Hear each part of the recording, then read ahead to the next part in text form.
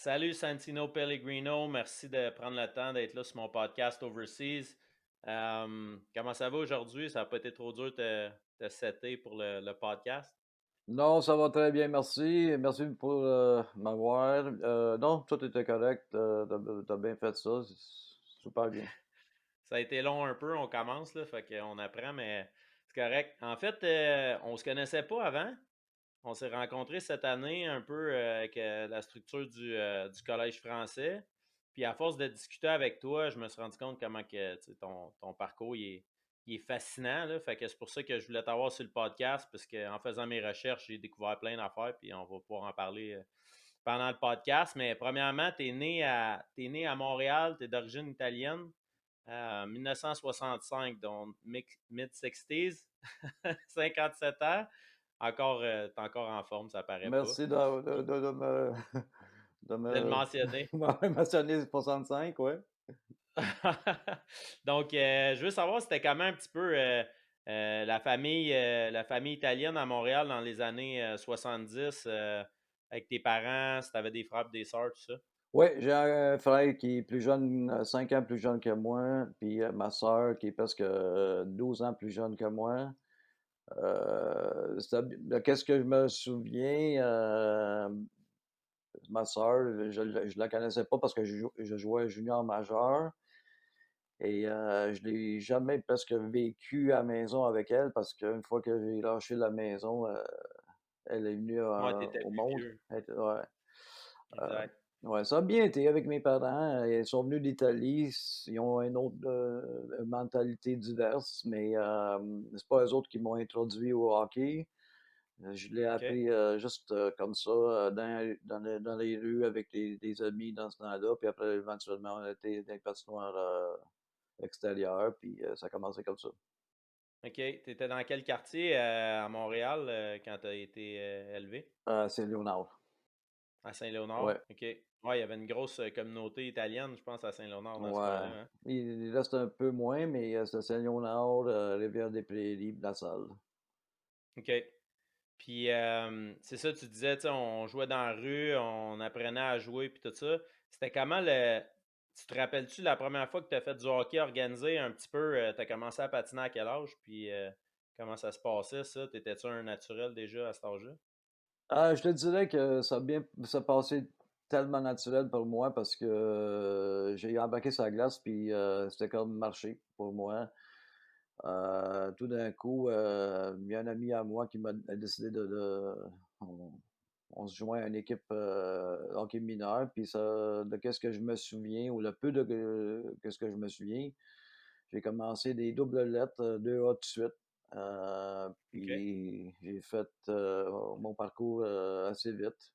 Ça de OK, mais là, tu sais, tu dis tu étais naturel, là, tu embarqué ces patins puis tout ça, tu sais, j'imagine tu sais, ta famille puis tout ça sont plus liés au soccer un petit peu, famille italienne. C'est comment pour eux quand toi, ils voient Santino qui arrive puis il met des patins puis il aime le hockey? C'est-tu naturel pour eux de faire oui, oui, continue ou bien ils te poussent vers faire un autre sport, là? non, moi, mon père, il était pas trop intéressé au sport parce que c'était un temps où ce que, le travail était, tu sais, ils sont venus ici au Canada avec pas beaucoup d'argent et pour mon père et ma mère, c'est le principal, c'était d'élever une famille, puis nous donner qu'est-ce qu'on avait besoin. Le sport, c'était quelque chose que pas imaginable dans leur tête. Mhm. Moi, je l'ai appris comme ça moi-même. Comment ça m'a aidé? Je peux vous dire que aussitôt que j'ai mis des patins, que j'étais naturel avec les patins, c'est le soccer que je jouais, le soccer l'été, puis le hockey l'hiver. Euh, ça a été fondamental pour moi, pour mon mécanisme de patin. Patiner, c'est venu comme marcher, comme je l'ai dit, c'est venu comme marcher pour moi. Alors, c'était très Ouais, facile. c'est ça. Un aidait vraiment beaucoup l'autre, puis vice-versa. Tu as continué à jouer au soccer, tu sais, quand même plus vieux, quand tu sais, j'imagine tu as lâché juste avant le junior ou à cause Mais tu continues à jouer au soccer pendant toute ton adolescence, en fait? Ouais, j'ai joué jusqu'à temps que j'avais une décision à prendre où les coachs, m'ont fait, prendre une décision. C'est ou le hockey ou le soccer parce que ça à un moment donné, les 2 venaient, ensemble puis, je dois être ou au hockey ou au soccer. J'ai joué haut niveau aussi au soccer, j'ai été avec, Équipe Québec, on a été même en France, jouer. OK, cool. J'ai aimé ça, mais quand ça a commencé avec, Midget 3, les Angevins de Bourassa, là, ça commençait à être sérieux, puis j'aimais le hockey, puis le hockey ici, au Québec, c'était le sport numéro un. Le soccer, Ouais, c'était c'est ça. pas comme aujourd'hui avec la MLS, heu, mais On entend de plus en plus parler avec l'Impact, puis ils ont eu un beau parcours. La MLS, c'est une bonne ligue, fait que c'est sûr que l'Impact aussi, ils font beaucoup de marketing pour attirer le monde vers leur sport là, de plus en plus. Là. Fait ouais, qu'on en parle plus du soccer versus avant. ouais. Euh, ouais, vas-y. Non, moi, je suis un gros passionné de soccer quand j'ai vécu aussi en Europe, mais avant ça, j'étais un passionné de soccer, j'aime le sport et comme j'ai dit, c'est ça ça m'a aidé, beaucoup dans ma carrière de hockeyeur. Ouais, ouais, un aidait beaucoup à l'autre. Tu parlais Midget 3. Euh, Est-ce que c'était dans ton temps, j'imagine, dans les années, tu sais, ton hockey mineur, c'était dans les années 70. C'était comment le coaching, les pratiques, puis tout ça? Parce que je sais que tu étais involved à cette heure, tu étais impliqué beaucoup dans le hockey mineur, les structures de élite au Québec. Euh, c'est quoi que tu vois, toi, que tu te rappelles un petit peu de, tu sais, des pratiques, puis tu sais, c'était-tu vraiment sur le résultat, sur les points que tu faisais, tu sais, il y avait moins de développement de skills dans ce temps-là. C'était comment dans les années 70 aller à l'aréna pour jouer là, quand Mais tu étais plus jeune? c'était plus des mises en forme, plus des situations de match au lieu de qu'est-ce qu'on fait aujourd'hui. Les skills, c'est un peu, quelque chose qui, dans ce temps-là, il y avait où tu faisais l'équipe ou tu faisais pas l'équipe. Alors il y avait 2, tu faisais 2A ou A. Alors si tu OK. faisais pas le 2A, tu faisais le A. Si tu faisais pas le A, tu out.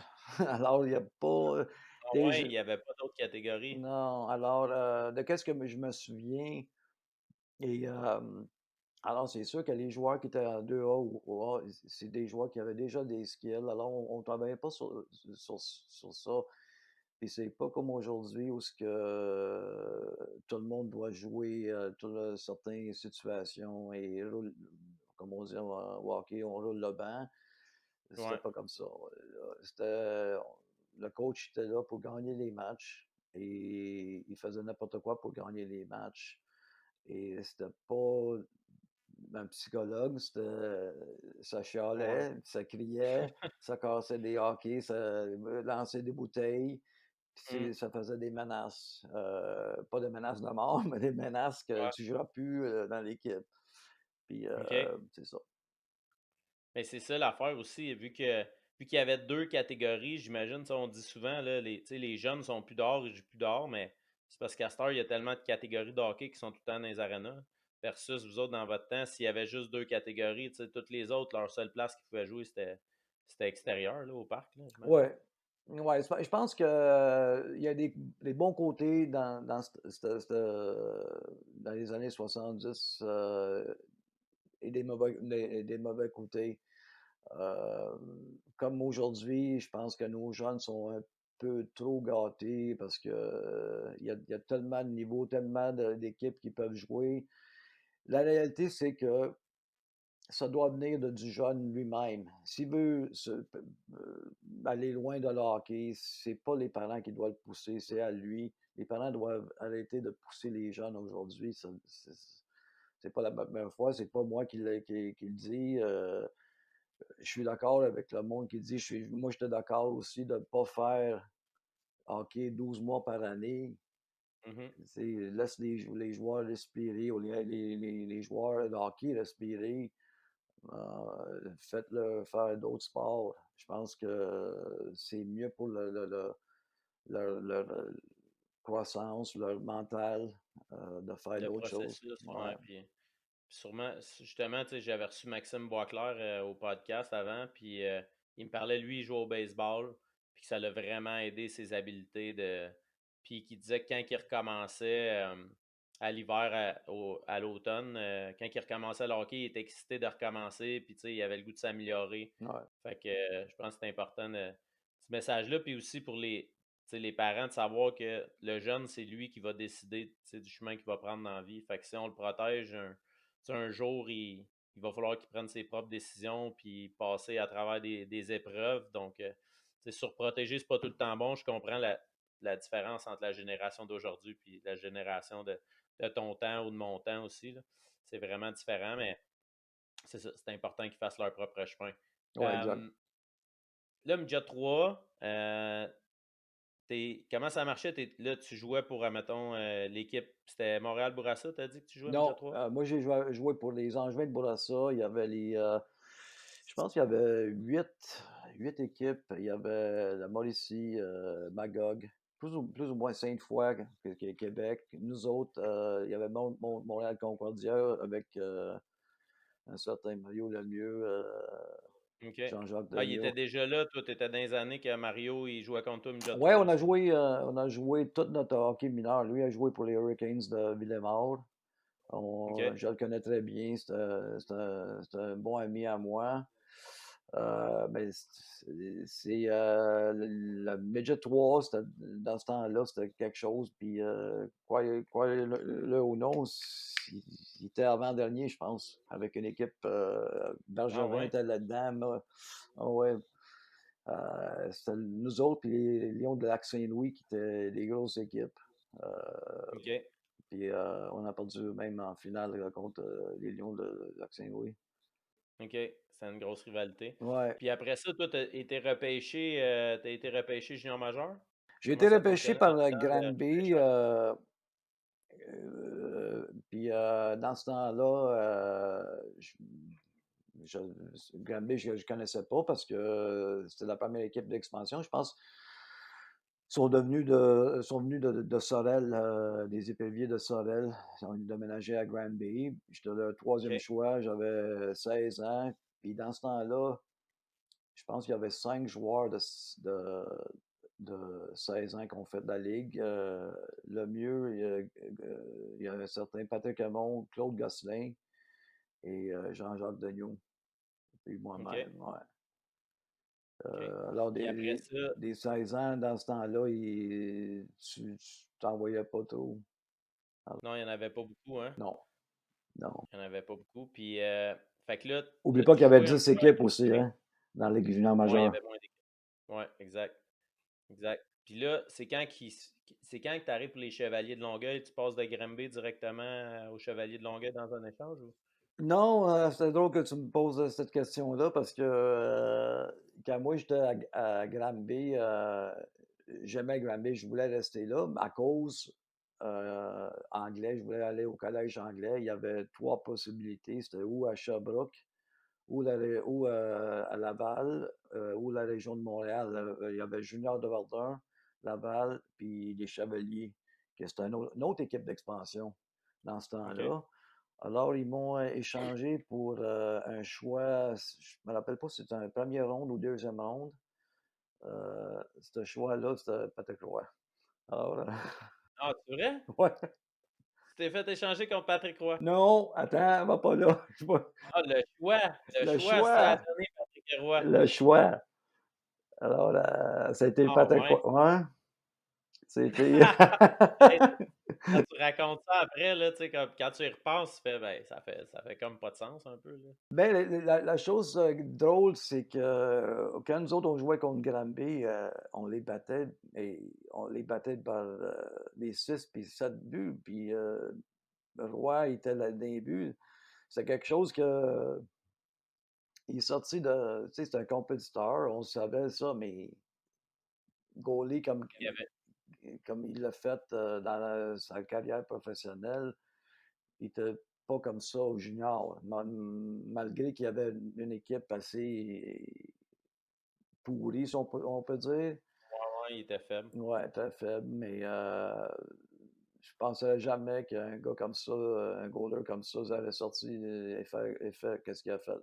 Mais Ah ouais, chapeau à lui, tu sais, ben oui, il s'est battu, puis il avait tellement de caractère que ouais, il y a plus de des fois, c'est une question de timing aussi, hein. Tu sais, quand tu es jeune, tu gagnes des choses que tu étais pas supposé de gagner, ça te donne une confiance, puis tu sais, après ça, tu bâtis là-dessus. Fait que ouais, il a gagné la coupe Stanley jeune, ça l'a peut-être aidé à, tu sais, à développer ses habiletés pour après, là. ouais, ouais. Hem, Côté ouais, junior, c'était pas, il a pas eu une grosse carrière. Il a eu ouais, c'est sûr qu'il est devenu bon, mais c'était quelque chose qu'il y avait, je peux t'en nommer, je sais pas combien de joueurs ou gardiens de but ont eu des carrières plus, mmh spectaculaires que lui. ouais. Ah, c'est sûr qu'il y en a beaucoup, le hockey, des fois, c'est pas tout le temps les meilleurs qu'on a connus qui vont passer à l'autre niveau. Ouais. Hem Fait que là, après ça, là, t'es rendu, chevalier de Longueuil. Là, je vois que t'as 17 ans ta première année, puis 18 ta deuxième avec les Chevaliers, c'est ça? Ouais, la première année, ça, c'est ma deuxième équipe d'expansion en 2 ans. On pensait tu sais, c'était plate pour moi, spécialement la première année à Granby, on a gagné, je pense, si je me souviens, en bas de quinze matchs. OK. C'est ça, une équipe d'expansion, il y a beaucoup de travail à faire. Mais quand on est venu à Longueuil, ils ont comme pigé tous les joueurs qui étaient pas le bienvenu dans les autres équipes ou qui se sont fait couper. Puis nous autres, les a ramassés. Puis dans ce temps-là, c'était Jacques Lemaire, notre coach. OK. Puis tranquillement, on a cliqué. Puis si je me souviens, on a encore le record pour plus de points euh, d'une équipe d'expansion. Je dois le garder. Euh, il y a 4, 5, 6 ans, je pense qu'on avait encore le record. Je pense qu'on avait près de 80 ou 79 ou 80 points pour une équipe d'expansion. Ah, c'est bon. Et cette équipe-là est allée jusqu'en finale contre le Junior de Verdun de Pat Lafontaine, Gérard Galland. OK. Euh, Mais tu réalises-tu Santino? Parce que là, on parle depuis tantôt, là, puis tu me sors des noms. Tu sais, ça n'a aucun bon sens, là. Tu sais, tous les noms qui a autour qui ont gravité tu sais, autour de ta carrière de hockey, là. Là, Attends, j'en ai on vient d'autres. de commencer, tu m'as dit Patrick Roy, Jacques Lemaire, Gérard Galland, Pat Lafontaine, Ouais, Mario Lemieux. ouais. Tu sais, Jean-Jacques des fois, Daigneault, ouais. tu te mets en rétrospection, tu fais-tu comme: «Hey, tu sais, moi, je me battais avec eux autres sur la glace, je compétitionnais avec eux». La chose, c'est que après ma deuxième année à Longueuil, j'ai connu une bonne année. Euh, j'ai connu des excellents playoffs, mais à 5 pieds 9, c'était pas trop. Tu sais, ça parlait que je sois allé pêcher les premiers 3 rondes de repêchage de la Ligue nationale. Moi, j'y croyais pas parce que je sais que dans ce temps-là, il allait pour les gros joueurs, même s'ils n'étaient pas talentueux, mais il voulait les former. Alors, même mon nom être mentionné, moi, j'étais content qu'ils me voient. Ah oui, c'est ça. Là, j'ai passé à côté du repêchage, même avec Jacques Lemaire, un couple de mois plus tard, il a pris les Canadiens comme coach. J'espérais d'avoir un appel de lui. Euh, c'était c'est pas comme aujourd'hui, dans ce temps-là, aller chercher quelque chose. Tu sais, tu l'appel toujours. C'était Mmh comme pas de respect si tu appelles les Canadiens. Donne-moi une chance, donne-moi un try-out. Chose que j'aurais dû faire, même en connaissant Jacques. Puis lui, il me connaissait très bien. Ouais. Ah, Mais c'était comment justement se faire coacher par, Jacques Lemaire dans le junior? Il était comment à ce moment-là avant qu'il mais arrive avec tous ses systèmes de jeu puis les premiers semaines, je dirais les premiers jours, les premières semaines, t'es comme, tu sais, c'est Jacques Lemaire, il a gagné des Coupes Stanley. Tout ce qu'il dit, t'écoutes. Puis après, il est devenu comme normal. Mais la chose avec lui, il était très calme. Euh, il t'expliquait les choses. Il m'a aidé beaucoup parce que moi, j'étais un centre. Mmh. Lui, c'était un des centres les plus, intelligents, on peut dire, pas spectaculaire comme joueur, mais très, très intelligent. Mmh. Il m'a appris beaucoup de choses, comment jouer la position. J'étais chanceux de ça, d'avoir quelqu'un comme lui. Hem, mais il était très calme. Il était pas compliqué comme système de jeu, de qu'est-ce que je me souviens. Ouais, Mais c'est sûr qu'on donnait un peu plus à l'écoute parce que c'était Jacques Lemaire. Quand il disait quelque exact. chose, on questionne pas qu'est-ce qu'il disait, on faisait. Euh, on s'est rendu en finale contre le Junior de Verdun. On a perdu en 6. OK. Euh, c'est sûr qu'on n'était pas supposé d'être là. On a eu des calls contre nous autres par les arbitres parce que Mmh. la Ligue junior majeure du Québec, en ce temps-là, n'avait pas gagné la Coupe Memorial. Ça faisait, je pense, je pense que c'est les Royals de Cornwall qui ont gagné le dernier, mais c'était pas Québec, c'était Cornwall, Ontario. Mmh. Alors, ça revient au rempart de Québec, dans les années OK. 70-71 avec Guy Lafleur. Alors, ça Mmh. faisait un bon 14-15 ans qu'ils n'avaient pas gagné. Alors, les arbitres étaient contre nous autres parce qu'ils ne voulaient pas que une équipe d'expansion se présente à la Coupe Memorial Mmh. contre les grosses équipes. Ils voulaient La Fontaine, Galant, puis toute une équipe loadée de Junior de Verdun aller Mmh. représenter le Québec. Une équipe plus à maturité là, pour, Ouais, il était, il avoir était- une il était chance. plus, il était meilleur que nous autres, aucun doute. Mais dans le sport, on sait que n'importe quoi peut arriver, hein. Ouais, exact, exact. Puis là, tu jouais-tu déjà avec Guy Rouleau cette année-là? Guy Rouleau, il Oui, était-tu là ou il était l'année d'après? Guy, moi et Guy, on a joué tout le hockey mineur depuis qu'on avait 5-6 ans contre. Lui, il jouait pour les Jets de Pointe-aux-Trembles. Après, on s'est amené au Chevalier et on a connu des bonnes saisons. Euh, Lui a continué. Après, moi, je suis parti en Europe la saison, 2 saisons plus tard. Lui est resté jusqu'à ses 20 ans.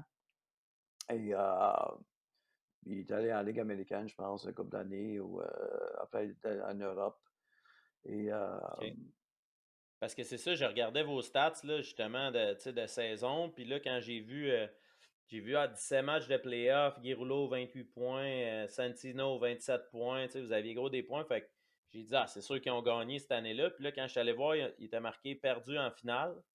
Fait que là, j'ai cliqué, puis j'ai vu que c'était les voisins de Laval ça, avec, Mario Lemieux qui avait fait comme 282 points cette année-là. C'était à ce moment-là, est-ce que le monde dans la ligue, c'était quoi le mot qui se disait? Puis en playoff, quand tu joues contre un gars qui a une moyenne de 3-4 points par match, c'est quoi l'approche que vous aviez par rapport à ça? mais la chose drôle de ça, c'est parce que nous autres, on avait éliminé les voisins de Laval l'année d'avant aussi, qui étaient OK. supposés d'aller dans à la Coupe Memorial. Alors, c'était comme une autre rivalité qu'on a construite entre nous autres. Alors, on ne s'aimait pas. On savait, tout le monde savait que c'était qui Mario Lemieux, tout le monde savait qu'est-ce qu'il pouvait faire. Mmh. Euh, Moi, je le considère, même aujourd'hui, même si tu un ami, j'enlève cet aspect-là. C'est le plus gros talent que j'ai jamais vu. Euh, mais tu peux même me contredire, mais il y a pas un joueur comme lui qui a ce talent-là. C'est un monstre. Il y a lui, puis après, il y a la Ligue. Euh, Mmh. pour, C'est ça, il était plus gros que la ligue quand il était là junior, là, il était il remplait toutes les arénas. Il y avait des histoires qui étaient payées, des sommes à Laval, des sommes ridicules pour un joueur junior. Là, je ne vais OK. pas dire quelque chose que je ne sais pas. C'est des rumeurs qui circulaient, mais n'importe quoi qui était payé, il méritait. Parce que n'importe où il allait, les arénas étaient pleins. Quand tu Mais c'est parce penses qu'il était tellement spécial que tu savais que si tu allais le voir, tu savais qu'il allait faire 4 points. ah, Tu sais, il y a des joueurs, des fois, tu vas voir, mais tu le sais pas, mais lui, tu sais, Tu sais qu'il va scorer. Fait que t'es comme, ouais, ça va à peine payer, c'est sûr qu'il va faire un but. J'étais là quand on était là, je pense, le dernier match de la saison. Lui, il avait déjà le record avec Guy Lafleur à 130 buts. Puis je pense qu'on l'a gardé les 2 premières périodes, il a pas scoré. Puis il y avait tout le monde là, même les Oilers d'Edmonton, il est venu, il jouait contre le Canadien le lendemain, il était venu voir le mieux au Colisée de Laval. Puis, troisième période, on commence le face-off. Je pense qu'il menait 4-2 contre nous autres. Euh, là, j'y demande, j'ai dit, vas-tu battre ce record ou non? Il dit, inquiète-toi pas, ça s'en vient. Il me répond. Là, là puis quand il dit ça, c'est pas la première fois qu'on se parlait, puis quand il dit quelque chose, lui, il peut le faire. En tout cas, Ouais. il a scoré 3 buts dans, je dirais quoi, 5, 6, 7 minutes, je ne me rappelle pas, mais c'est incroyable. Ils ont arrêté la game à 131. Ils ont fait de la présentation, puis après 132, 133. Mais s'ils voulaient vraiment, ils pouvaient se rendre jusqu'à 150 durant l'année. Ah ouais. Ouais. J'imagine. Mais là, en même temps, t'as un petit peu de crédit parce que c'est toi en troisième période qui a dit là, let's go. Là. Fait que, tu sais, c'est grâce à toi qu'il a fait le record, en fait. Personne ne sait ça, là, mais. Ouais, c'est contre nous autres qui a battu le record. Ça a l'air que c'est contre nous autres que j'ai tout, j'ai tout eu.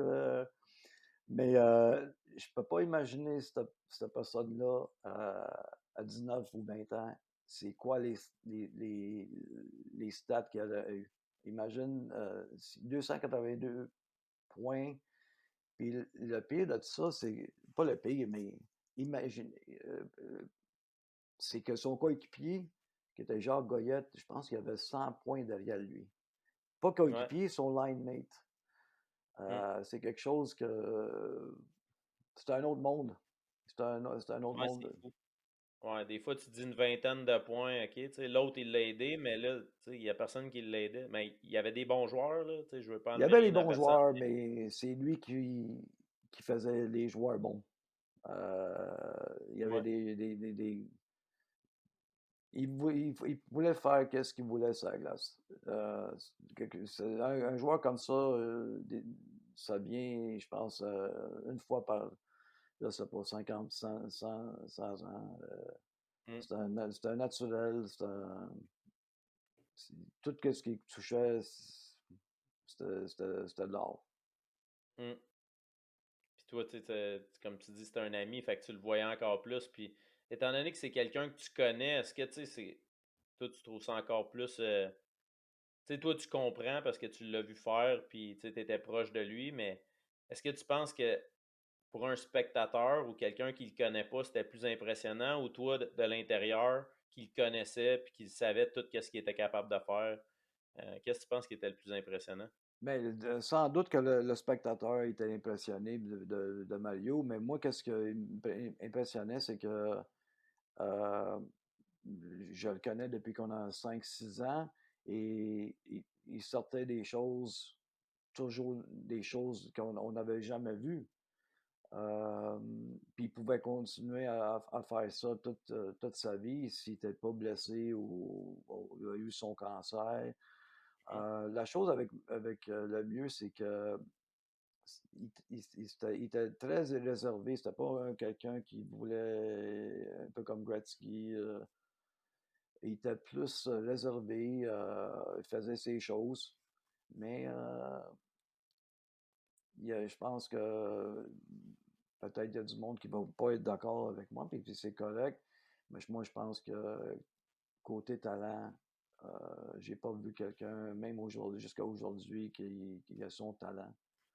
mmh, On parle des années, mais c'est Rocket Richard, là, je sais pas, moi je l'ai pas vu, je l'ai vu jusqu'à temps les Guy Lafleur, jusqu'à les Howard Crosby, puis Ovechkin, jusqu'à McDavid. Je pense pas que sont à son niveau quand ça vient ouais. talent. Ça Ouais, peut quand tu dis un talent naturel, ouais, là, qui était pas forcé, puis qui était smooth, puis que ouais. c'est débattable de, tu sais, de toutes les époques, là, mais Mario, tu sais, on a un petit penchant vu qu'on est québécois, puis tu sais, c'est un gars de chez nous. Mais je pense que, tu sais, on fera un débat à travers la ligue, puis je pense que Mario, il serait en top, là, souvent sur bien des charts, là. Ben, il est toujours Mais sur j'ai le vu, top 3 là. ouais, exact. Mais moi, je le mettrais toujours au numéro un. Ça, c'est pas moi, c'est le Numéro numéro un, un, ouais. ouais. C'est, je sais qu'est-ce qu'il peut faire. J'ai joué contre lui, alors je suis très, très content et chanceux d'avoir joué contre lui parce que même dans ma carrière qui était pas comme la sienne, ou même pas proche, c'est qu'il m'a poussé d'une façon, il m'a poussé. Et tous les bons joueurs que j'ai joués contre, ils m'ont poussé à être meilleur. Alors, Mhm. je suis très. J'ai apprécié tout ça parce que j'ai joué contre des bons joueurs, puis je peux être content de ça. Exact. Non, c'est sûr que ça l'aide à ta progression quand tu sais que tu n'as pas le choix d'amener ton meilleur à tous les soirs quand tu affrontes des gars de même. Tu sais, parce que tu me disais aussi tantôt que tu sais, à 16 ans, c'était rare les gars, mais j'ai vu que cette année-là, Vincent D'Anfou, je pense qu'il avait 15 ans quand il a joué pour les voisins de Laval, ça se peut-tu? Lui, il est rentré 2 ans plus tard, je pense. Vincent, OK. que je connais très bien aussi, c'est un gars de Ville d'Anjou. Lui a rentré, lui est 2 ans plus jeune que moi, il a 55. Ouais, Vincent, c'est un bon joueur aussi, junior. Je ne Mhm. sais pas s'il est rentré à 15 ans, tu peux avoir raison là-dessus, euh, mais il était jeune aussi, ouais. Ouais. OK. Fait que, mais là, tu parlais, tu sais, tu downgradais ta carrière un petit peu, là, tu sais, à cause qu'on a parlé de Mario, c'est sûr que n'importe qui, quand on parle de lui, on compare notre carrière, puis c'est dur de la comparer, mais tu sais, je regardais, tu sais, toi, t'étais italien. Est-ce que ça parlait tout le temps italien chez vous? Ou ben c'était anglais ou c'était dans quelle langue que ça parlait à la maison chez vous? Parce que ma grand-mère était là, elle parlait le dialecte calabrese, qui est un italien, mais c'est dur à comprendre. Si tu parles italien, le vrai italien, tu ne comprends pas le dialecte. Alors de chez nous, on parlait, avec ma grand-mère, à cause d'être était seulement italienne, on parlait ça. Avec ma mère, je parlais anglais. Avec mon père, je parlais français. À l'école, j'allais l'école anglaise avec des cours de français, mais j'ai appris tout mon français, mon broken français. Ouais, t'es super bon. T'es super bon. Ah ouais, Pareil. merci. Les chambres de hockey, OK. sauf l'école. Ouais, c'est ça. L'école, c'était en anglais. C'était plus facile. Ouais, Euh, Puis là, comment ça marchait? Là, parce que là, là, tu finis, vous perdez contre les voisins de Laval en finale. Tu as 17 ans, ton année 17 ans, 18, 18? 18. 18, ton année 18.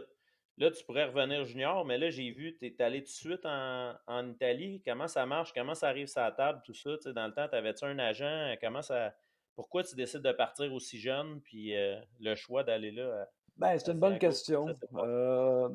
Même moi aujourd'hui, ou jusqu'à peut-être il y a 5, 6, 7 années, je me posais toujours cette question-là.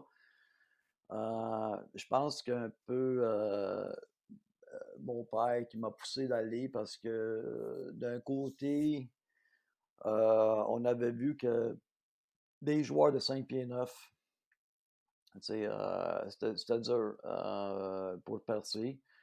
Alors, il y avait un côté de mon père que je pense il était insulté, euh, puis il voulait dire, OK, c'est assez là, t'as fait qu'est-ce que t'as à faire, ils t'ont pas pris, même pas une invitation. Alors, c'est le temps de partir. Euh, Pourquoi il a dit ça? C'est parce que j'avais eu un offre d'une équipe italienne qui était très bonne. Euh, je pense que je faisais plus d'argent euh, dans ce temps-là à cause il y avait pas de taxes que Mhm, les quatrièmes lignes dans la Ligue nationale. Dans ce temps-là, je pense Guy Lafleur était payé 400 000 puis c'était le meilleur joueur au monde.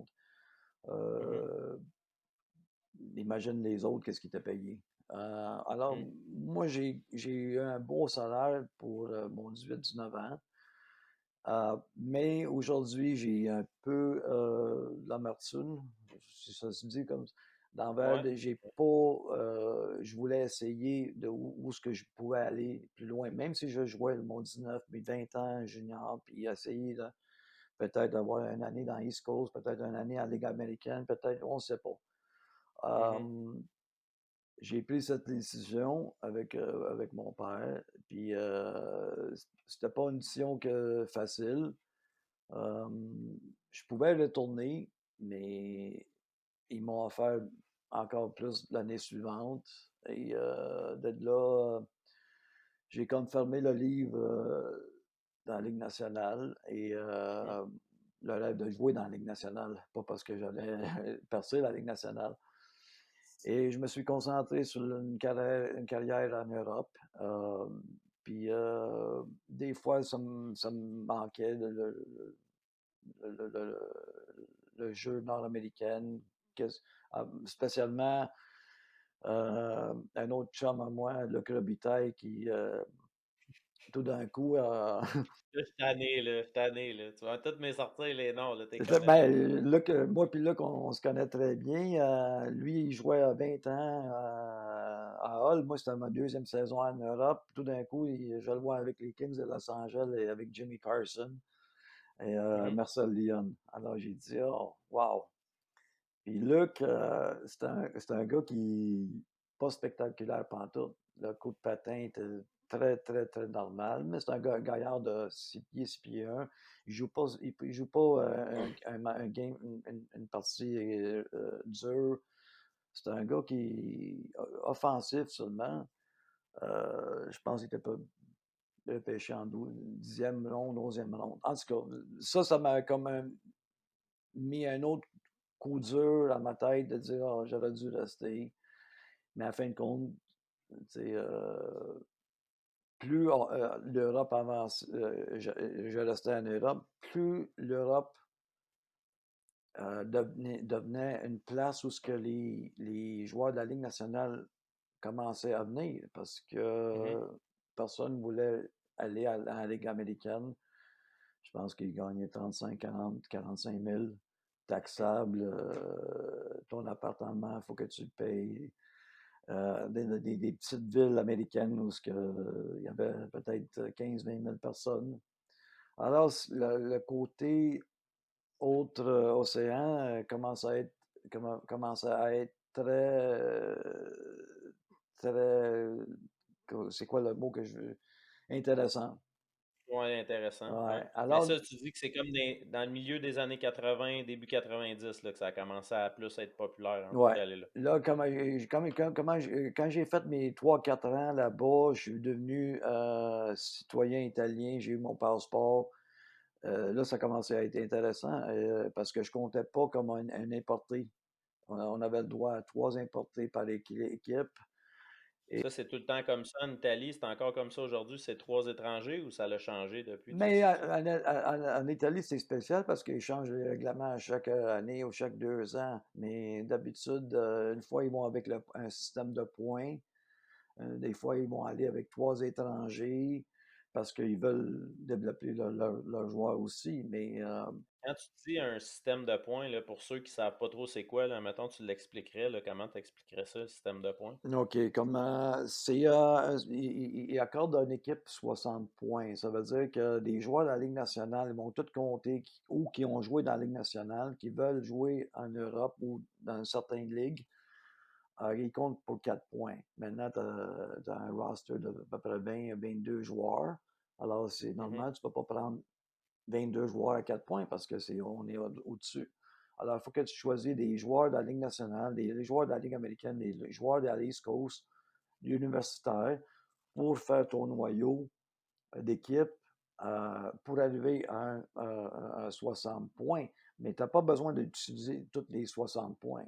Il y a certains OK. joueurs qui ils valent 0 point parce que c'est des jeunes, ils ont rien encore prouvé, des 19, 20 ans, 21 ans, ils n'ont pas joué dans les grosses ligues. Alors, la Ligue qui accorde ces points vont lui donner 0 point. Alors, ça permet aux équipes d'avoir des meilleurs joueurs avec des jeunes joueurs. Et c'est ça le système de points. C'est comme un cap salarial, mais en points. OK. Pour Puis comment ça marche, admettons, les joueurs italiens, là, tu sais, admettons, il y en a un versus un autre qui vaut 2 points ou 3 points. C'est un mais comité qui décide de ça ou comment ça fonctionne? Mais c'est la Ligue autrichienne qui est impliquée là-dedans aussi. Ben, ça veut dire qu'un jeune qui sort d'équipe junior, s'il a joué avec une équipe nationale junior, s'il a, une équipe, il a joué avec la grosse équipe, euh, peut-être qu'ils vont accorder un demi-point. Si le OK. joueur, c'est un peu compliqué. Des fois, tu te poses des questions pourquoi un certain joueur vaut un point puis l'autre vaut un demi-point quand celui de demi-point est meilleur que celui qui a un point. Ouais, ouais. Alors, c'est sûr que les 4 points, il n'y a aucun doute. Mais ça tombe quand Mhm. tu viens à un point, à un demi-point, à un point et demi, ça Ça commence commence à à. être mêlant un peu. Ouais, ouais, c'est exact. Mais c'est un peu comme la situation Kucherov, un playoff, il y a pas, toute la saison, il n'a pas joué, tout d'un coup, dans les playoffs, il ne compte pas contre le cap salarial. Alors, tu sais, on est. Ouais, puis en Europe, c'est le même aussi des fois, tu sais, il y a des affaires qui essaient de passer, ils contournent les règles un petit peu, là, ça Ah, ça, dépend c'est des sûr. places, Ça, c'est ça sûr. arrive souvent. Ouais. Mais là, toi, t'arrives en Italie, là, t'es arrivé à Asiago directement, c'est la première fois que tu allais en Italie, t'étais jamais allé avec ta famille. C'est Non. quoi ta première impression, tu sais, quand tu arrives là, puis c'est comment la ville? Explique-moi donc, Asiago, c'était quoi un petit peu, puis l'aréna, puis les Mais fans, puis tout ça. Asiago, c'est une petite ville où il y avait peut-être 20-25 000 habitants. Pour le comparer ça, c'est comme un Saint-Sauveur. OK. C'est une jolie ville. Euh, le stade était moitié ouvert, moitié comme il y avait le toit, mais les côtés étaient ouverts. C'était à peu près quoi, 4 000 spectateurs. C'était OK. quelque chose d'intéressant. Là, qu'est-ce que c'est rendu plus intéressant, c'est que mes premières années, ma première année, j'arrive là, puis il y a du feu dans les estrades, puis je commence à voir Comme au soccer, là, quand il y a des flares, des puis des flares, affaires de puis même. tout ça, puis de la fumée, puis je pense que dans ma première ou deuxième game, il y a quelque chose qui était hors de contrôle. Là. C'est comme un gros brouillard sur la glace, on ne voyait rien, on ne pouvait pas respirer. C'est sûr qu'ils ont fait quelques gaffes dans les estrades. Et il faut qu'on retourne dans notre chambre parce qu'on était tous intoxiqués, je pense.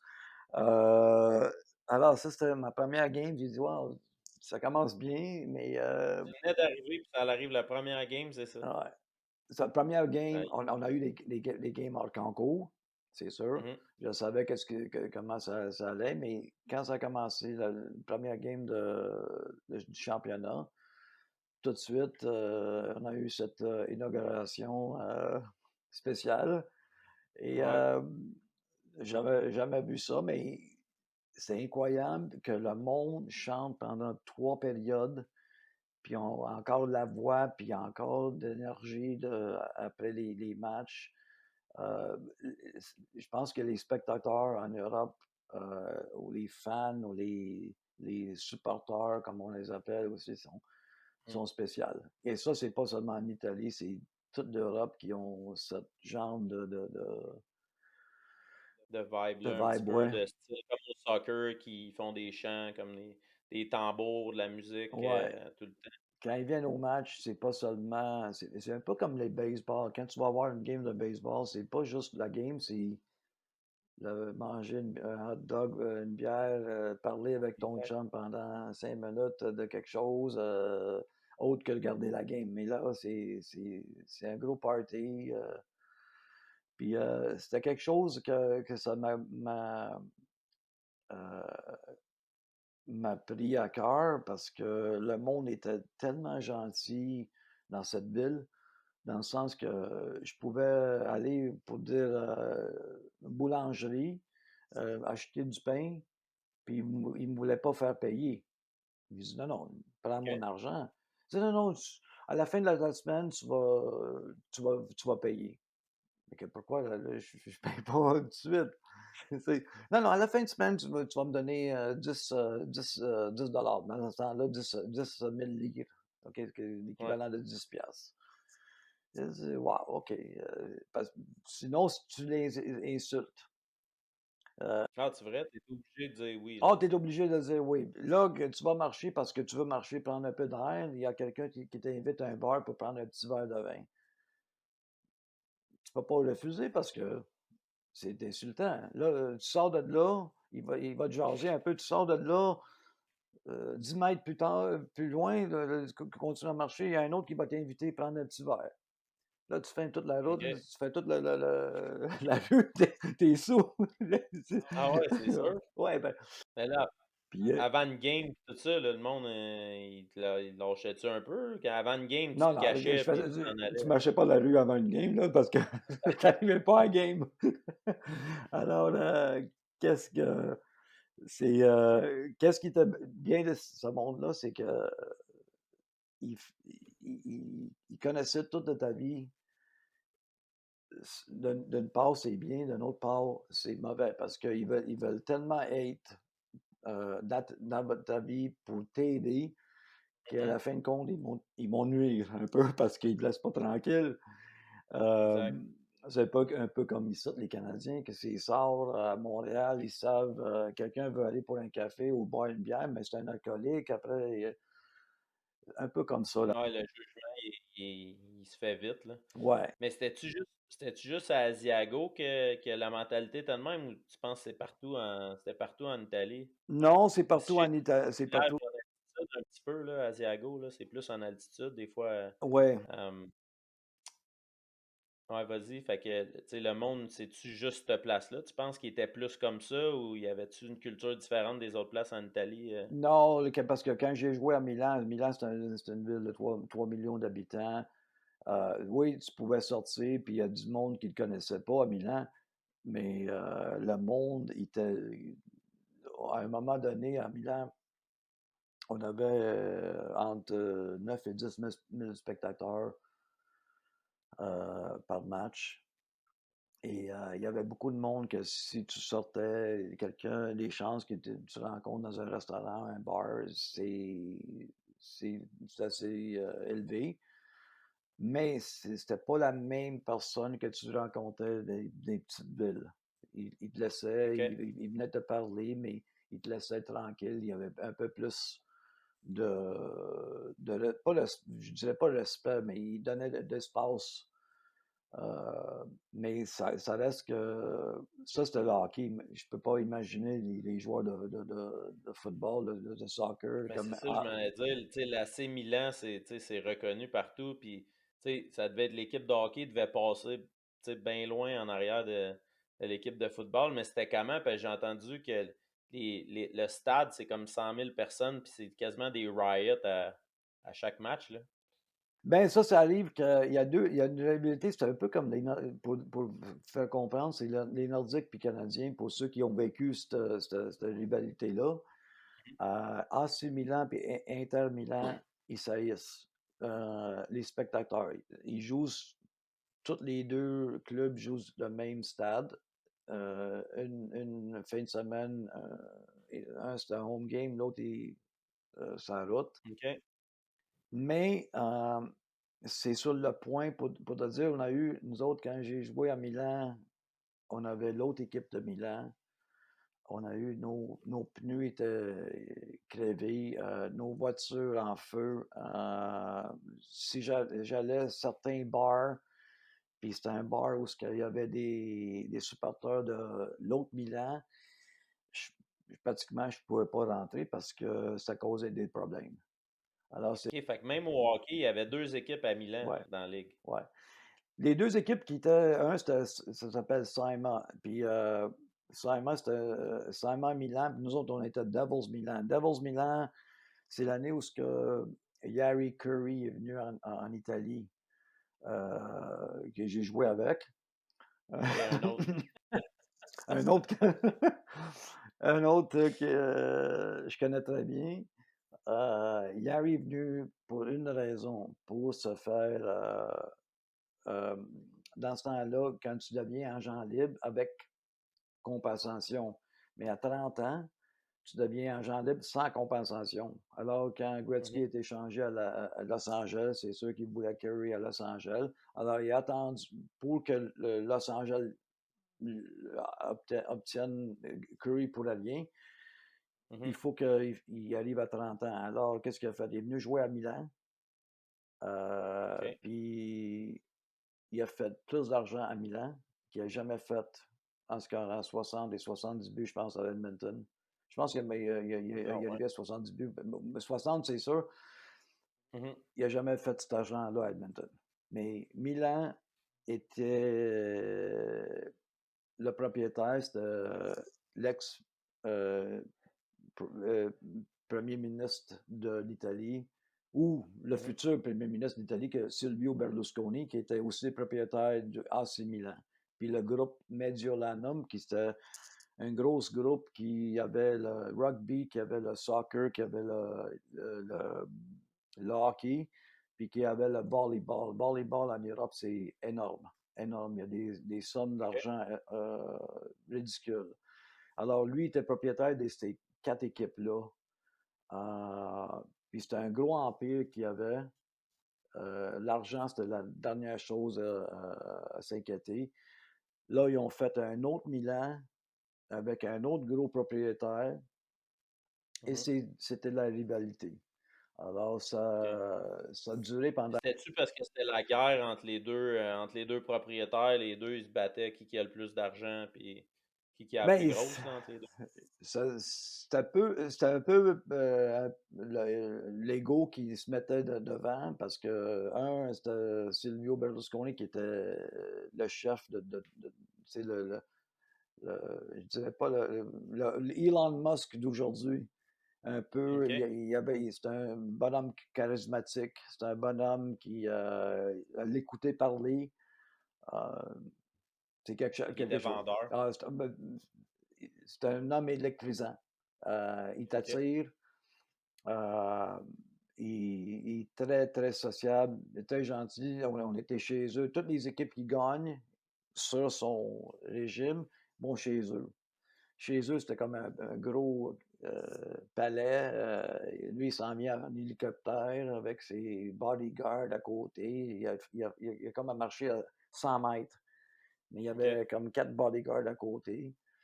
Euh, Ça, c'était-tu à Milan, ça, dans Milan. son... Ben, lui il habite à Arcore. Arcore, c'est une localité à peu près 15-20 km de Milan. C'est un gros OK. château. Mhm.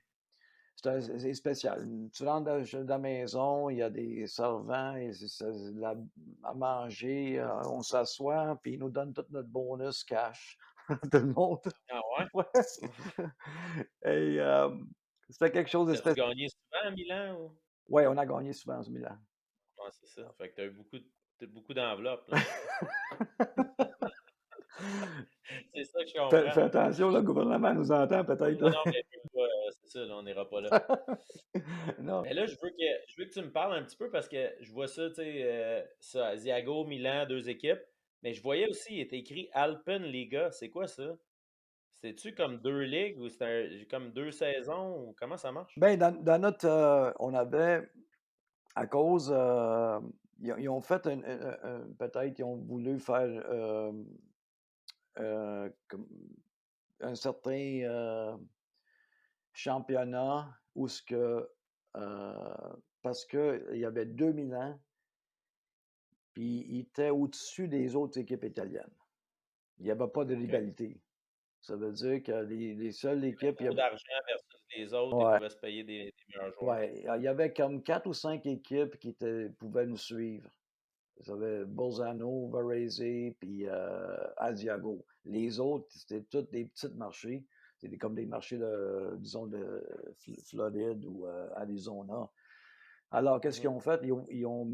On a fait une autre ligue avec les équipes autrichiennes qui ont des grosses spectateurs, beaucoup de spectateurs, comme Mhm. Vienne, Salzburg, Alors qu'est-ce que ça a bien marché parce qu'il y avait nous autres, les 2 Milan où on allait, il y avait beaucoup de monde et ça a bien fonctionné. Il y a l'attente était là et là, le problème, c'est que durant le championnat, il faut que tu gères les 2 championnats dans le sens que nous autres, on avait un championnat. Quand on jouait les équipes italiennes, ça comptait pour le championnat italien. Quand on jouait contre les équipes autrichiennes, c'est une autre chose. Alors, il y a le champion devait être donné, je pense, au mois de décembre pour tout. Quand on jouait. Après décembre, on jouait notre championnat italien. OK. OK? Puis OK. logiquement, il y avait Mais ça, quatre. c'était juste les 2 équipes de Milan qui étaient là-dedans? Ben, non, parce que nous autres, la première année, avec Curry, on n'a pas fait, on s'est fait sortir en demi-finale. OK. Alors, c'est l'autre Milan qui a gagné. Euh, Puis là, ils ont battu Bolzano. L'année suivante, c'est nous autres qui a gagné. Puis on a battu l'autre Milan, où comme je t'ai dit, c'était plein à craquer à chaque game. Mmh. Notamment, il y avait la première année que l'autre Milan a gagné, il y avait deux autres gars là, qui ont gagné The Miracle on Ice. Il y avait Mark Pavlich puis Mike Pavlich, excuse-moi, Mark Pavlich puis Mike Johnson. OK. C'est les deux qui ont joué, ils ont un gros rôle dans la conquête des Olympiques avec Placid en 1980. Ouais. Euh, il était là à Milan. Puis c'était deux joueurs exceptionnels, incroyables, Ouais. qui ont fait gagner. Ouais. Deux autres que je vais jouer contre, qui c'était très bons joueurs. Ouais. Mais c'est ça, mais tu sais, comme des fois, là, tu dis en Italie, tu sais, le monde ne connaisse pas trop la ligue, mais tu sais, là, tu me nommes des joueurs tu sais, qui ont été incroyables, là, tu sais, puis qui ont joué là-bas en Italie. Fait que le calibre, tu sais, ça ressemblait à quoi? C'était quoi la culture d'un joueur de hockey italien? Parce que, tu sais, les Italiens, c'est du monde passionné, qui ont de l'énergie, qui sont vocales. Fait que ça se transposait comment ça, la glace, ça, le style de jeu quand tu es arrivé là-bas? C'était quoi ton adaptation par rapport à ça? Mais ça, de chaque année, de quand j'ai fait ma première année, ça a toujours ça a pris comme une vague où ce que chaque année, ça s'améliorait, mais pas de petits pas, là, des gros pas. Quand tu dis que dans 3 4 ans après, ou 5 ans après, je pense, il y avait Bruce Cassidy qui là, est présentement le coach de Des Boston. Leafs. Il y a Dale DeGray qui est GM en OHL. Tu avais Mark Napier, Perry Turnbull qui a joué avec le Canadien, Ron Flockhart qui a joué avec le Canadien, Kent Nilsson, Magic Man qui a joué avec c'est un gros nom. Dans ce temps-là, avant le mieux, Magic Man, Kent Nilsson était considéré plus talentueux que Gretzky. OK. Wow. C'était quelque chose à voir avec des mains, cet homme-là est incroyable.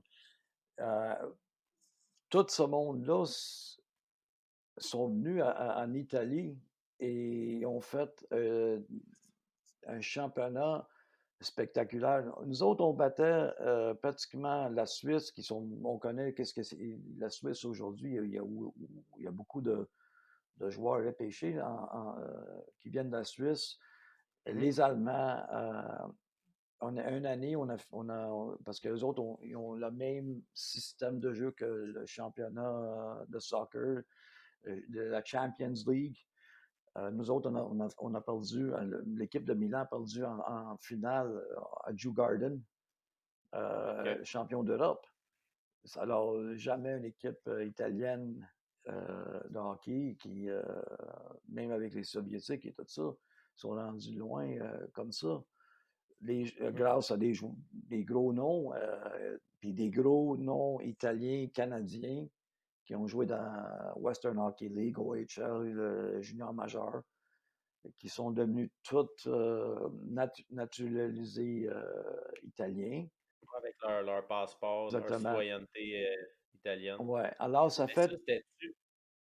Ils t'approchaient-tu des fois, tu sais, des Canado-Italiens que ils disaient: «Ah, viens, puis dans 3 ans, tu vas avoir ta citoyenneté», ou c'était vraiment juste si ça donnait, ils te la donnaient, ou ils faisaient Non, comme du non, parce que, recrutement? c'est, les autres, les Canado, italiens qui pouvaient avoir son passeport à travers leurs parents ou leurs grands-parents, s'il y avait une chance de l'avoir, ils venaient parce que l'argent était tellement bon. C'est inutile quelqu'un c'était pas, le move quand tu as fait 3, 4, 5 ans dans la Ligue américaine, puis tu as pas de chance dans la Ligue nationale, ils venaient tous là-bas. Mais même les Mmh. joueurs de la Ligue nationale qui étaient venus des 3e et 4e trios, ils venaient là-bas. À un moment donné, Perry Turnbull qui a joué pour le Canadien puis Saint-Louis, il fitait pas plus ici, alors il s'en vient là. Euh, McCarthy avec les Neil Broughton au Minnesota, ils sont venus là. Tu peux regarder, il y avait un certain Blaine Stoughton des Rangers de New York. 3 fois, je pense, 50 buts à la Ligue nationale avec des Rangers puis les Whalers d'Hartford. Il est venu à Asiago. 50 buts Ah dans la Ligue ouais? nationale. Ouais. Euh, il ne pouvait pas jouer. Il était rendu à 33, 34 ans. Il était plus de calibre Ouais. en Italie, imagine. Alors, la Ligue était bonne. Je peux-tu la comparer à la Ligue nationale? Non. Non, jamais. Mais c'était une bonne ligue. Les grosses équipes pouvaient rivaliser contre les équipes de la Ligue américaine. Mmh. Gagner, c'est une autre histoire, mais ils pouvaient donner. C'est une autre histoire, mais le calibre était bon. Le OK, calibre était bon. puis, ouais, je vois que c'est à partir de quand que tu as commencé à représenter l'Italie dans des compétitions internationales, là? Je vois que, je pense en 88 la première fois, le processus de sélection, comment ça fonctionnait dans ce temps-là? Puis, t'avais-tu un camp à travers l'année ou pour les compétitions internationales pour l'équipe, nationale italienne? Non, moi, je pense que j'étais un joueur déjà. Ils m'ont fait. C'était dans leur. Quand j'ai su que. Quand j'étais à Longueuil, puis ils sont venus me chercher, c'était dans le but de me mettre dans l'équipe nationale, éventuellement, parce OK, que c'est ça où ce que l'Italie prend leur argent des équipes, le CONI, ça s'appelle le Comité olympique national italien. Alors, OK, qu'est-ce qu'ils ont fait? Ils voulaient développer le hockey. Alors, ils sont allés chercher tous les jeunes Italos. euh, Puis, je savais que déjà, quand c'était mon temps, de rentrer dans l'équipe nationale. Il n'y avait pas question. J'avais ma place là tout de suite. OK. Même j'étais toujours des premiers 10 marqueurs. Je pense 2 ou 3 ans, j'ai même gagné les championnats des compteurs. Alors, ouais, pour moi, pour Mario Simeone, qui est un choix de Calgary, on était deux coéquipiers. On était là. C'est sûr qu'ils voulaient qu'on joue pour eux autres. Ouais. Puis là, tu sais, vous étiez dans Ligue B là, de World Championship, vous étiez tu sais, comme dans le deuxième groupe des pays. Ouais, Puis je pense, tu sais, le timing a comme été parfait là, parce que vous êtes classé dans le A, comme juste avant les Jeux olympiques d'Albertville, ouais, en France, en ouais. 92.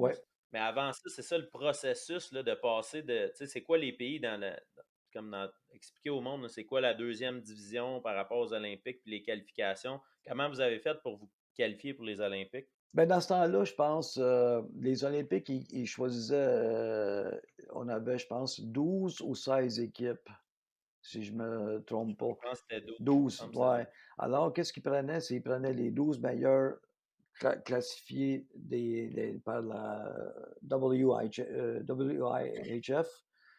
Mhm. À un moment donné, nous autres, l'Italie était toujours 8, 9, 10, 8, 9, 10, 8, 9, 10. Et là, ils sont tombés, je ne sais pas quoi, 20e dans le ranking mondial.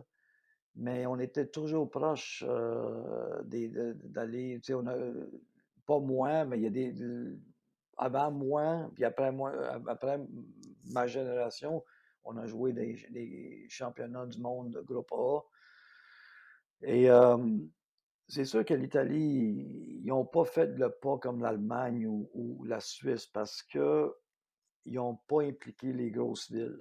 Ça veut dire ils ont laissé les Asiagos, les Fassa, toutes les petites villes de 20, 18, 20 000, 25 000 spectateurs, au lieu d'amener les équipes à Milan, à Turin, à Rome, les grosses villes, c'est là où il y a de l'argent, c'est là où il peut y avoir les gros amphithéâtres. Puis Mhm. ça prend pas grand-chose euh, pour que les spectateurs commencent à aimer ce sport. À Milan, hockey sur glace, ça fait depuis les années 30 que ça existe. Mhm. Milan, c'était une des équipes les plus fortes en Europe avec Cortina. Alors, le problème, c'est la stabilité. Ils n'ont jamais fait que le hockey soit une priorité pour se développer, comme les Suisses y ont fait, comme les Allemands y ont fait. Mhm. Ouais. L'Italie était, à un certain moment, des années 80, les tard années 80, début 90, et on était plus fort que la Suisse puis les Allemands. Puis on OK. pouvait aller. C'est le développement qui n'a pas été fait en Italie versus les autres Exactement. Ils places. n'ont pas mis. L'argent qui n'a pas été injecté pour ça. Ouais. Quand c'est parce que en Italie, c'est toujours euh,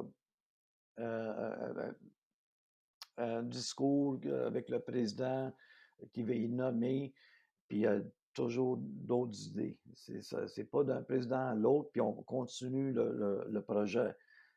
Ça change, le projet change. Alors, Mhm. c'est sûr quand on voit ça, ils voient ça, les sponsors, qu'est-ce qu'ils veulent voir? Une fois qu'ils ont vu 10 000 spectateurs au Forum de Milan, ils ne veulent pas aller voir des matchs où il y a 1000 spectateurs. Ils veulent Mhm. voir du bon hockey parce qu'ils ils ont vécu ça. Quand le hockey est à un certain niveau, les gros sponsors rentrent. En Italie, ils veulent voir l'action, ils veulent voir un produit qui est bon. Ils vont y aller. Ouais, mais c'est ça, mais il faut que tu ailles dans les petits marchés pour justement créer un peu d'engouement aussi pour que tu sais, le monde ils connaisse le sport puis éventuellement devenir des gros marchés, Ben, j'imagine. les petits marchés, tu peux pas, ça va jamais, tu sais, si tu parles, je vais donner l'exemple que j'ai joué à Asiago parce que je connais la ville très bien. Tu ne pourras jamais avoir 10 000 spectateurs à Asiago. Il y a 20 000 spectateurs dans la ville. Oui, ils ont un bon noyau de jeunes parce que ça existe depuis longtemps, le hockey là-bas. Mais il faut que ça localise dans une ville où il y a au moins 100 000, 120 000, 150 000 habitants parce que l'Italie est tellement proche, chaque ville sont tellement proches. Ouais, D'aller à Milan jusqu'à Asiago, tu as à peu près t'as Bergamo, tu as Brescia, tu as Vérone, c'est des villes de 100 000 et plus. Euh, c'est facile. Puis dans le nord d'Italie, le hockey est connu, mais il n'y a personne qui veut s'impliquer dans le sens que, parce que ça doit commencer par le comité olympique national italien ouais, qui doit dire, OK, on va commencer à faire cette proposition, spécialement que les Olympiques de 2026 vont être à Milan-Cortina. ouais, j'ai vu ça, ouais, c'est vrai, à Alors, Milan, ouais. ça va être intéressant pour les prochaines années, comment ils vont gérer ça. Hmm. J'imagine ils vont mettre beaucoup d'argent dans le ski puis toutes ces choses-là, les grosses compétitions Ben, le quand hockey même fait grosses. partie de ce que j'ai attendu. J'étais à Milan il y a à peu près 2 ans. De ce que j'ai attendu, ça commence à bâtir des arénas plus grosses dans le secteur toujours à Milan. Mhm. Mais encore là, est-ce qu'ils vont faire la même chose qu'ils ont fait à Turin ou est-ce qu'ils ont voulu développer le hockey, puis après ça a comme tombé? Est-ce qu'ils vont faire la même erreur? J'espère que non, parce que Hmm. un pays comme l'Italie mérite d'avoir le hockey. Le monde ne connaisse pas ça, spécialement les Québécois, mais Mhm. il y a des Québécois ils ont joué en Italie, puis ils ont adoré ça, puis il y en a même qui, je pense, ils ont même resté là, puis ils sont naturalisés italiens, notamment Ouais. Frédéric Cloutier, qui est un gardien de but, OK. Mario Brunetta, qui a joué pour les Nordiques, un autre gardien de but, Mhm. c'est un Italien. Ouais, il y en a beaucoup qui font leur vie là, ils rencontrent quelqu'un, puis après ça, le mode de vie il est plus zen un petit peu là-bas, hein. Je pense que tu sais, le monde, il n'y a pas de stress, tout le monde s'aide, le petit vino, on mange bien, on prend notre marche aussi, tu sais, le monde est actif, puis C'est un je autre. pense que ça a des répercussions sur le monde qui voit ça, puis qui sont habitués au stress de l'Amérique du Nord. Quand ils arrivent là, ils font ah, ça c'est possible, tu sais, je savais pas que c'était possible. Ouais, demanderas à Louis Robitaille. Lui a joué, je pense, à Cortina un an ou deux. Il Ouais, a bien aimé ça. Comme j'ai dit, je pense pas que la majorité du monde qui va jouer là sont tous contents puis sont bien de retourner. Le problème, c'est qu'il n'y a pas l'argent qu'il y avait à un moment donné. Puis ça devient un peu. C'est bon pour les jeunes de 21, 22, 23 ans. Mais quand tu commences à avoir une famille où tu commences à avoir 25, 26, 27 ans, là, ça devient ton gagne-pain principal et ça ouais, doit être un certain montant pour que tu fais le hockey. ça vale la peine, là. Ouais. Ouais, exact. Ce qu'ils font en Suisse, ce qu'ils font en Allemagne, puis les autres ligues. Mais j'ai confiance que l'Italie va tôt ou tard se mettre en place pour que le hockey soit un des sports qui est connu, au mieux C'est plus connu. connu, ouais. Ouais. Mais là, est-ce que ça l'a aidé justement, tu sais, à Albertville? C'est quoi ton expérience aux Jeux Olympiques en 92? Tu te rappelles-tu un peu tu sais, de quelque chose qui est arrivé ou comment que c'était, puis le vibe des gars? Tu Ben, sais, toi, tu as de l'expérience, je pense que tu devais être des vétérans de l'équipe, là, un des top, non, je n'étais des pas un top de vétéran l'équipe. encore. Je pense que j'avais 27 ans en 92, si je me rappelle. OK? La chose que je me rappelle de 92, c'est qu'on a eu tellement un an cha- chaotique, non? Ça se dit ça? Ouais, ouais, chaotique. Changement d'entraîneur, changement de président, si je me rappelle bien. Et on est allé chercher un certain Gene Ubriaco. Gene Ubriaco, OK? était un entraîneur dans la Ligue américaine les Esposito, des bons amis. Il est venu en Italie, puis il a tout. Je pense que qu'est-ce qu'il a fait lui, c'est juste. euh, il nous a pas préparés pour les Olympiques. Il était OK. venu. Mais qu'est-ce que tu veux dire? Comme Ben, il était quoi, venu. Je pense qu'il était concrètement? venu en Italie pour. Il pensait que c'était juste une vacance, puis il allait entraîner là. Mais je pense qu'il était au-dessus de sa tête quand il a vu que l'équipe était bonne. Euh, alors, je ne sais pas c'était quoi son idée, pourquoi il a fait ça. On était mal entraînés, on était mal préparés, on n'avait aucune direction. C'était un des pires résultats que l'Italie a eu en 92. Je Mhm. pense qu'on a fini avant-dernier, les 12 équipes, 10e ou 11e, quand on pouvait OK. facilement essayer, je ne dirais pas jamais gagner une médaille olympique, mais peut-être se classer pour la 6e, 7e place, qui serait un gros exploit pour le hockey Ouais. italien. Euh, alors, il y avait ça. Je peux vous raconter plein d'histoires, mais ça vaut pas la peine parce que c'est des histoires que c'est toutes des choses que c'était drôle à voir. Puis tous les joueurs, ils comprenaient pas pourquoi cet entraîneur était là. On voulait le virer, on s'est même mis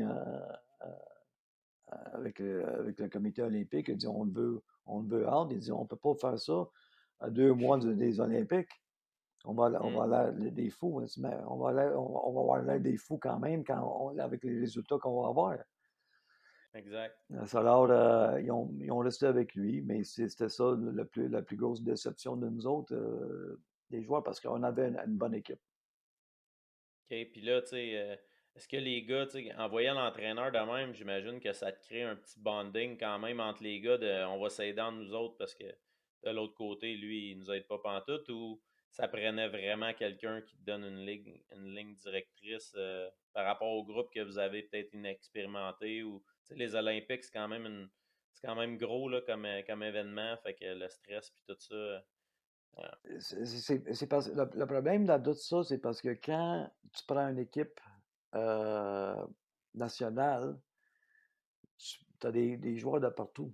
Alors, c'est dur à mettre quelque chose ensemble, tu sais, de 2, 3 semaines. Ça devait commencer il y a 1 an de ça. On savait le problème, mais tu sais, on se regroupait pendant 1 semaine, faisait un tournoi, on faisait une coupe de pratique, puis après on partait pour notre championnat. On a fait ça 4, 5, 6 fois durant l'année. On était tout au courant des problèmes. On a parlé avec le comité. La chose, c'est que lui avait signé un contrat, puis il allait pas faire. Il avait déjà viré un autre entraîneur.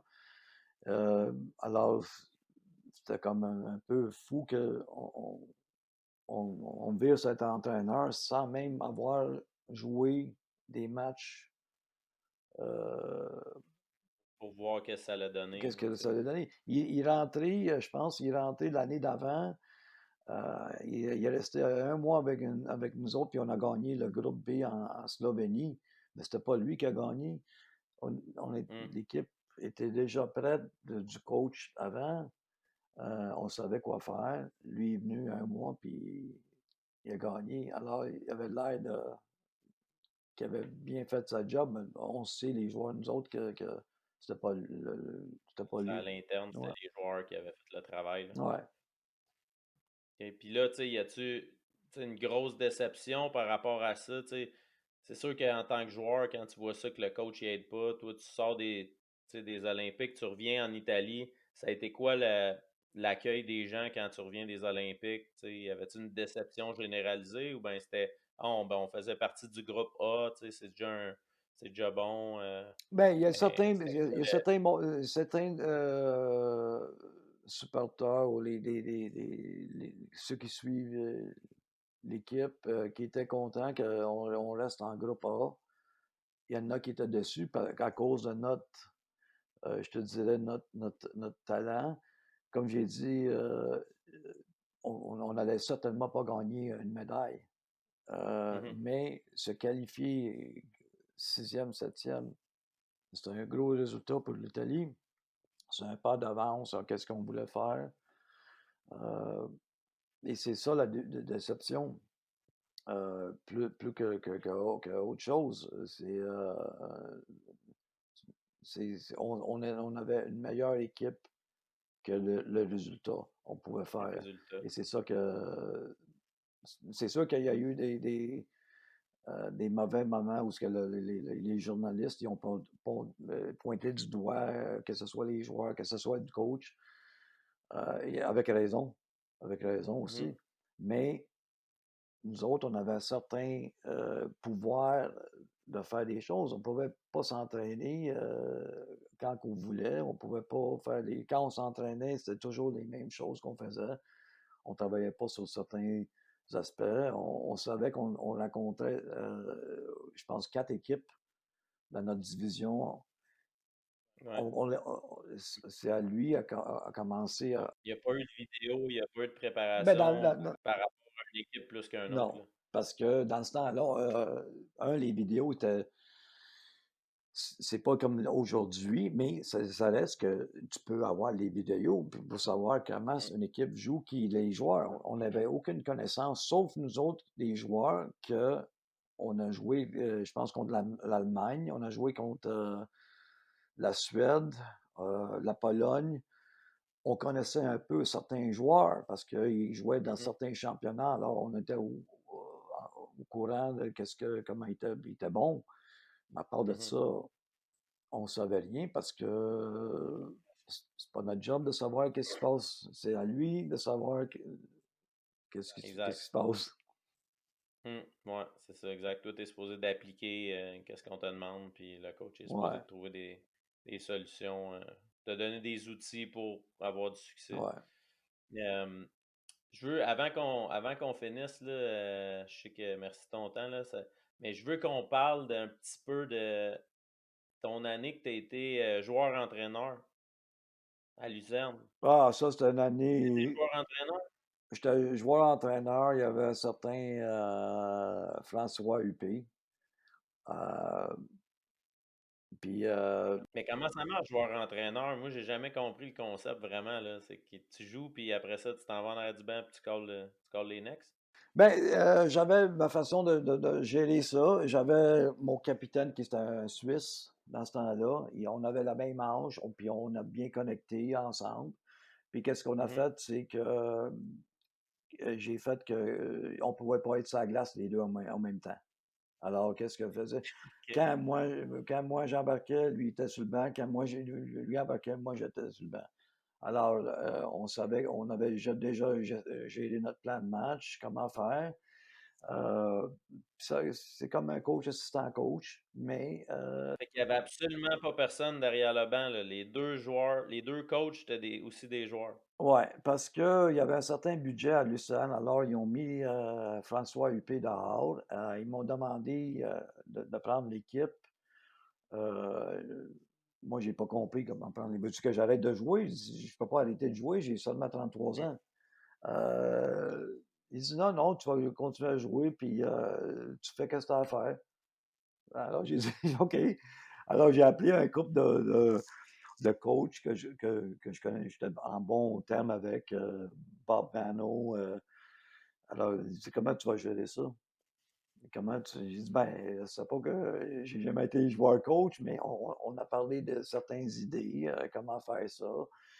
Puis, c'est venu comme ça que moi, puis mon coéquipier, Marcus, il s'appelle Marcus Keller, Mhm. on a pris ce plan-là, comment faire, on a parlé avec nos défenseurs, on a parlé avec nos attaquants, puis on savait, et les gars étaient bien. Mais c'est comment, ça, mettons, tu dis, ben, moi, je vais me mettre sa goal line sur le power play parce que j'aime bien ça, puis, tu sais, ça crée, tu sais, des fois, tu te dis-tu, ben, faut que je me mette là, mais je me mettrai pas là parce que les gars, tu sais, ils vont chialer, Mais ou parce qu'il y c'est a, quoi, tu sais, la ligne? il y avait, on était deux étrangers. Il y avait moi et Robert Guillet, un choix du Canadien, qui a joué avec moi à Milan. Je voulais lui comme mon ailier droit.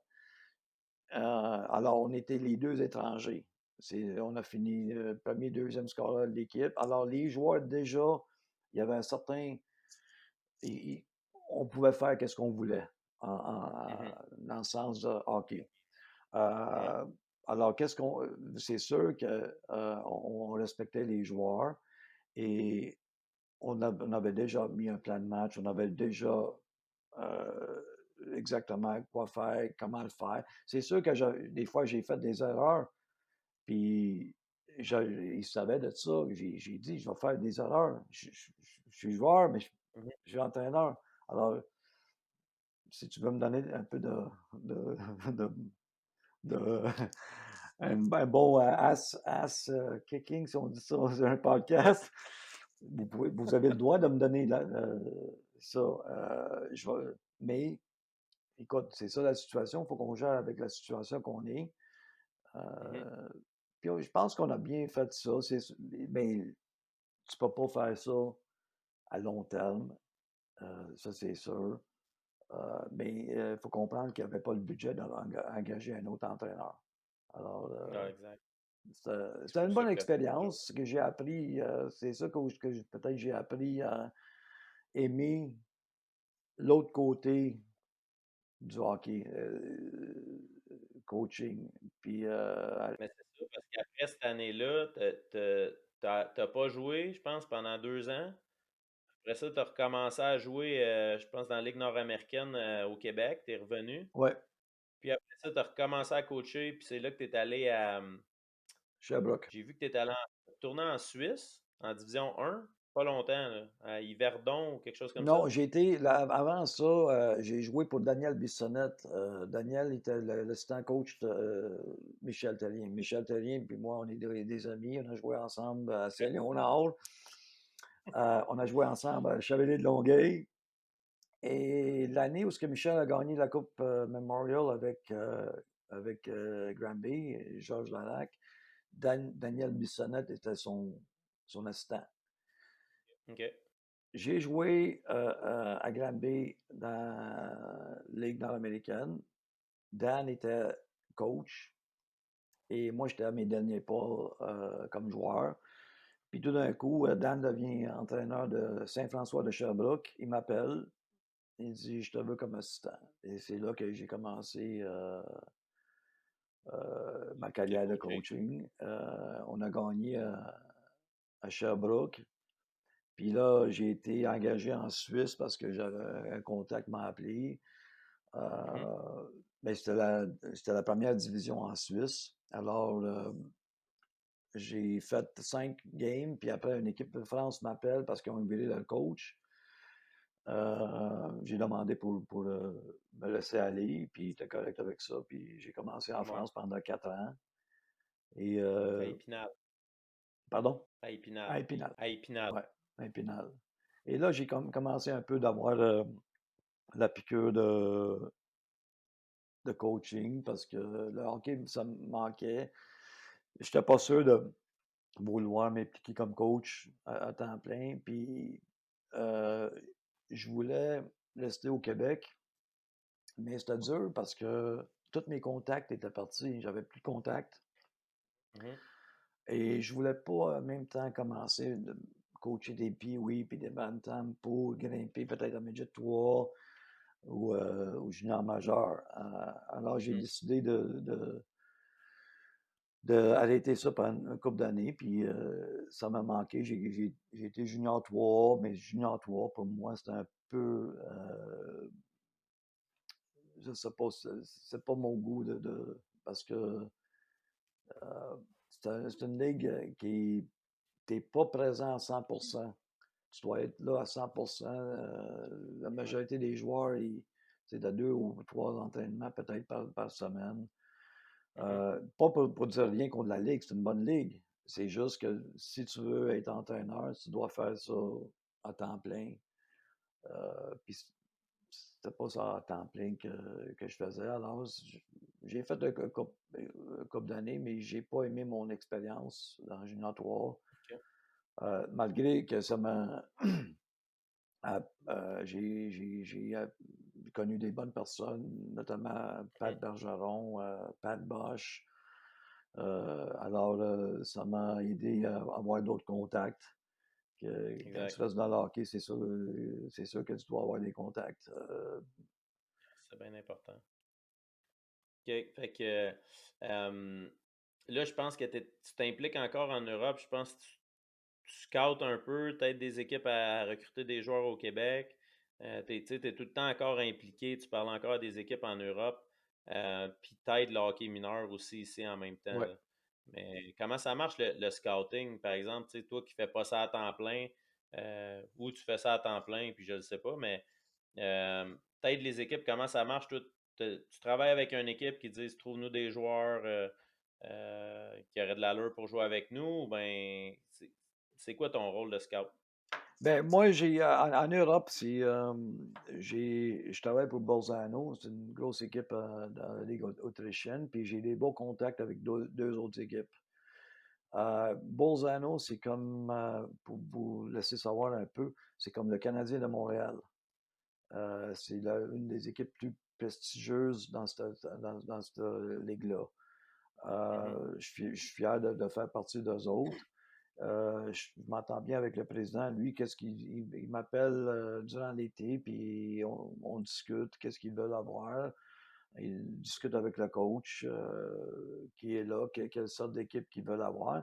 Puis là, ils me disent qu'est-ce qu'ils ont besoin. Alors, qu'est-ce que je fais? C'est que je recrute, je mets des noms sur le papier, j'appelle des contacts. Notamment, j'ai un bon ami, Mark Morrison, qui est présentement le coach des Manitoba Moose, qui Mhm. c'est un ex-coéquipier à moi. Lui, il était assistant coach même avec les Ducks il y a pour 2, 3 ans. Alors, on jase je jase beaucoup avec lui pour des joueurs qui veulent aller en Europe, qui ont des qualités de Ligue américaine, Ligue nationale. Euh, Mhm. euh, les joueurs européens, ils peuvent les voir là-bas, eux autres. Moi, je cherche peut-être 2, 3 joueurs par année pour eux autres. Des joueurs clés qui vont faire la différence parce qu'en Europe, ils ne cherchent pas des grinders ou des plombiers, comme on dit. Ils veulent des buts, Ils du veulent monde des, spectaculaire, des points. ils veulent des naturels, des talents naturels, des marqueurs naturels. Parce que en Europe, on sait que tout le monde patine bien. Des troisième et quatrième lignes de joueurs, ils peuvent les avoir facilement. Mais ça reste que le talent, le joueur talentueux avec une habilité de marqueur, avec du grit, du cœur et travaillant, ne sont pas évidents en Europe. Quand on voit les Européens ici, qui viennent en Ligue nationale, on commence à voir, ils savent tous patiner. C'est pas le problème, le Mhm. patin. C'est comment marquer les buts, comment se développer Le hockey IQ ouais, un petit peu. exactement, le hockey IQ qui manque parce que les autres ils n'ont pas euh, la même drive qu'un Canadien. Le Canadien, il doit faire sa place. Mhm. L'Européen, il grandit avec l'équipe pour le mettre dans la première équipe. Veulent ou ne Exact. veulent pas, il va être dans la première équipe d'une façon ou l'autre, parce qu'ils l'ont Mhm. développé. Ça ne se passe pas comme ça ici. Comme ça en Amérique. Ouais. Alors, les autres, c'est Exact. comme, ils ont plus leur place faite, tandis que nous autres, il faut qu'on gagne notre place. Alors, Mhm. le caractère est différent. Donc, toi, c'est ça que tu vas rechercher un peu Ouais. quand tu fais ton scouting. Quelqu'un qui aurait une personnalité pour être capable de se battre puis d'être capable de rester. Tu sais, toi, techniquement, tu veux qu'il soit capable d'être là pendant tu sais, plusieurs années, là, pas juste Ouais, un an. ouais, je cherche le joueur gagnant, qui a du Mhm. vécu, qui a déjà gagné des championnats, ou qui était loin dans un championnat, dans une finale, qui a du talent. Parce que, comme j'ai dit, c'est délicat quand ça vient à des joueurs comme ça, parce que ça gagne beaucoup d'argent, mais euh, il doit faire la différence.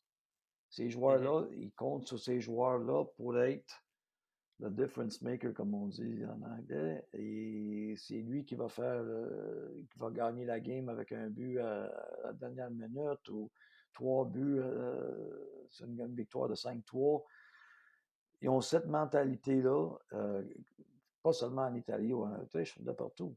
En Suisse, ils ne vont pas donner 3 chances pour que tu produises. Ils vont virer des Exact. joueurs. La pression est différente, mais il y a quand même une grosse pression. C'est vraiment différent d'ici. Mais là-bas, c'est vraiment, s'ils ont besoin d'un but, puis c'est toi qui es supposé de le faire, tu le fais pas, ben, t'as une note dans ton cahier, là, comme. Ouais, S'il fait ça l'autre match, ben, c'est ça. Le but gagnant, sa feuille de pointage, il faut que ça soit l'étranger, il faut que ça soit la personne qui fait le gros salaire. Sinon, même si tu as une bonne game et tu as fait 2 passes, si c'est un Italien qui marque le but gagnant, ben ils vont faire ben non, mais on va garder lui, c'est lui qui a marqué le but gagnant. ouais. Ben, tant aussi longtemps que ton équipe gagne, tu fais gagner ton équipe d'une façon ou l'autre, ils vont t'aimer. La chose avec les équipes européennes, c'est que tu n'as pas le une 2e chance pour faire une première impression. C'est ça, il donne si tu vas là, puis tu joues pas bien, c'est rare qu'une autre équipe te prend. Alors tu t'en vas avec Mmh. faut que tu ailles là avec une mentalité de réussir. C'est pas une pression, parce que si tu connais le hockey, tu travailles fort, tu mets l'effort et tu es bien préparé, il y a aucune raison que tu réussisses pas. Moi, je pense pas que la pression, c'est quelque chose de mauvais. La pression, c'est que parce que tu es pas préparé, que ce soit physiquement, Mmh. que ce soit mentalement. C'est ça la pression. Mais je pense que si tu es préparé des deux façons, y a Ça va bien ça va aller. bien aller, il n'y a aucun doute. Ça, c'est pour tout, que ce soit le hockey, que ce soit un business ou avocat ou notaire, n'importe quoi. Il faut que tu sois Ouais. préparé. Puis tu sais de quoi tu parles parce que, tu sais, quand on regarde tes stats à chaque année, là, tu sais, tes stats, tu un gars de pointe, tu des stats incroyables, là. J'invite le monde pour vrai à aller voir, ton Elite Prospect puis ton Hockey DB, je suis tombé à terre, là. Tu sais, des stats à la Mario Lemieux, mais en Italie. C'est vraiment ça, des 3 points par match et tout. Puis c'est vraiment cool. Ben, merci beaucoup, Santino, pour ton temps. C'était vraiment intéressant d'en connaître plus sur la Ligue en Italie. Puis tout ton parcours, là, c'est vraiment cool. Il y a peut-être du monde qui vont regarder justement pour plus la Ligue italienne, étant donné que ne connaissaient pas ça beaucoup. Mais merci beaucoup de ton temps. C'est vraiment Ben, apprécié. j'espère qu'ils vont garder parce que c'est une bonne ligue. Puis s'ils veulent aller là, ils devaient faire le saut parce que ça avait été intéressant. Puis je te remercie, Francis, pour d'avoir donné la chance de me faire connaître un peu. T'es gentil de ta part. Bon, mais ça me fait plaisir. Fait que merci aux auditeurs. À la prochaine. Ciao!